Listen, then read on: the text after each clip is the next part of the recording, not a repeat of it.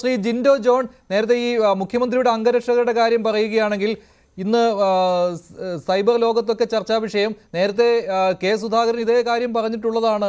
ഈ അംഗരക്ഷകരുടെ കയ്യിൽ, ഗവൺമെന്റ് കയ്യിൽ തോക്ക് കൊടുത്തിരിക്കുന്നത് വെറുതെ അല്ല എന്ന്. അക്കാര്യം സ്വാഭാവികമായിട്ടും ഇവിടെ VPP ചൂണ്ടിക്കാണിക്കുകയും ചെയ്തു. അപ്പോൾ മുഖ്യമന്ത്രി പിണറായി വിജയന്റെ ഗൺമാൻ ചെയ്തതിൽ എന്ത് തെറ്റാണെന്നാണ് അദ്ദേഹം ചോദിക്കുന്നത്. ഈ വെടി പറയുന്ന മുഖ്യമന്ത്രിക്ക് അകമ്പടി പോകുന്ന ഗൺമാൻ ആ കൂട്ടത്തിൽ നിന്ന് ആ മൈക്കിന്റെ സൈഡിൽ നിന്ന് വല്ല ഉണ്ടയില്ലാത്ത വെടിയും വെച്ചാൽ പോരെ? ഈ ഗൺമാന്റെ പരിപാടി എന്താ? മുഖ്യമന്ത്രിക്ക് സുരക്ഷ ഒരുക്കലാണോ അതോ യൂത്ത് കോൺഗ്രസ്സുകാരുടെ ജീവൻ രക്ഷാ പ്രവർത്തനത്തിൽ പങ്കുചേരലാണോ? യൂത്ത് കോൺഗ്രസ്സുകാരുടെ ജീവൻ രക്ഷാ പ്രവർത്തനം നടന്ന ഇവിടുത്തെ DYFIക്കാരാണെന്നാണല്ലോ മുഖ്യമന്ത്രി പറഞ്ഞത്. അക്കൂട്ടത്തിൽ ഗൺമാനെ പെടുത്തിയിട്ടില്ല. സഫാരി സ്യൂട്ട് ഇട്ടവനായാലും കാക്കി ഉടുപ്പിട്ടവനായാലും നവകേരള സദസ്സിന്റെ ബനിയൻ ഇട്ടവനായാലും യൂത്ത് കോൺഗ്രസ്സുകാരുടെ ജീവൻ രക്ഷിക്കാൻ വരുമ്പോൾ മുഖ്യമന്ത്രി തന്നെ എൻഡോഴ്സ് ചെയ്തിട്ടുള്ള ടൂളുകൾ ഞങ്ങളും തിരിച്ചു പ്രയോഗിക്കേണ്ടി വരും. ഇനി രണ്ടാമത്തത്, ഇന്ന് ആർഷോ ഗവർണർക്കെതിരെ സമരം ചെയ്യാൻ 4:30 പോയല്ലോ. ഇന്ന് ഗവർണർ കാലിക്കറ്റ് യൂണിവേഴ്സിറ്റിയിൽ കൈകുത്തിയല്ലോ നിൽക്കുന്നത്, കാലുകുത്തി തന്നെയല്ലേ നിൽക്കുന്നത്. ആർഷോയെ കാണുന്നില്ലല്ലോ ആ പരിസരത്തൊന്നും. ഇവിടെ ആർഷോയെ അനുനയിപ്പിച്ചുകൊണ്ടാണ് പോലീസുകാർ പോയത്. സമരത്തിൽ പങ്കെടുത്ത SFIയുടെ ഒരു പെൺകുട്ടിയെ പോലീസുകാർ ആശ്വസിപ്പിക്കുന്നു. കരയല്ലേ മോളെ എന്ന്. ഒരു പാലും കുപ്പിയും കൂടി വാങ്ങിയ വായിലേക്ക് വെച്ചു കൊടുത്തെങ്കിൽ ഈ പോലീസിന്റെ മഹനീയ മാതൃക എന്ന് പറഞ്ഞ് നമുക്ക് കൈയടിക്കാമായിരുന്നു. ഈ പോലീസിന്റെ മര്യാദയൊന്നും യൂത്ത് കോൺഗ്രസിന്റെ 2 കുട്ടികൾ നിന്ന് മുഖ്യമന്ത്രി പോകുമ്പോൾ കേരളത്തെ കൊള്ളയടിച്ചു കൊണ്ടുപോകുന്നതിന്റെ യാത്രയാണ് എന്ന് പറഞ്ഞ് ഒരു കരിങ്കൊടി വീശി കാണിക്കുമ്പോൾ അവരെ ഇത്രത്തോളം മൃഗീയമായിട്ട് ആക്രമിക്കുന്ന ആ സാഹചര്യത്തിൽ ഈ പോലീസിന്റെ നയപരിപാടി ഒന്നും കണ്ടില്ലല്ലോ.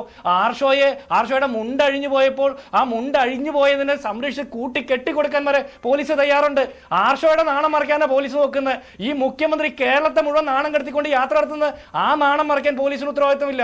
അപ്പോൾ യൂത്ത് കോൺഗ്രസ്സുകാരോട് ഒരു നിലപാട്, യുവമോർച്ചക്കാരോട് വേറൊരു നിലപാട്, മറ്റേ DYFIക്കാരോട് വേറൊരു നിലപാട്, KSUക്കാരോട് ഒരു നിലപാട്, SFIക്കാരോട് ഒരു നിലപാട്. പോലീസിന് എന്താ നിലപാട് ശരിക്കുള്ളത്? പോലീസിന് എന്താ നിലപാട്? കഴിഞ്ഞ ദിവസമല്ലേ വണ്ടിപ്പെരിയാറിൽ ആ പെൺകുട്ടി മരണപ്പെട്ട കേസുമായി ബന്ധപ്പെട്ട് പോലീസും പ്രോസിക്യൂഷനും ഒരു പണിയും എടുത്തിട്ടില്ല എന്നുള്ളതിന്റെ തെളിവല്ലേ ആ കോടതി വിധി? ഈ പോലീസ് സാധാരണക്കാരെ സംരക്ഷിക്കാൻ വേണ്ടിയിട്ടുള്ളതല്ല, മുഖ്യമന്ത്രിക്ക് അകമ്പടി പോകാൻ വേണ്ടി.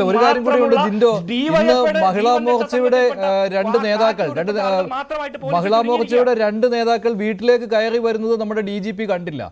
DGPയുടെ സുരക്ഷ അത്രയേ ഉള്ളൂ. അല്ല, എല്ലാ പോലീസുകാരും കേരളത്തിൽ മുഖ്യമന്ത്രിക്ക് അകമ്പടി പോയിരിക്കുക.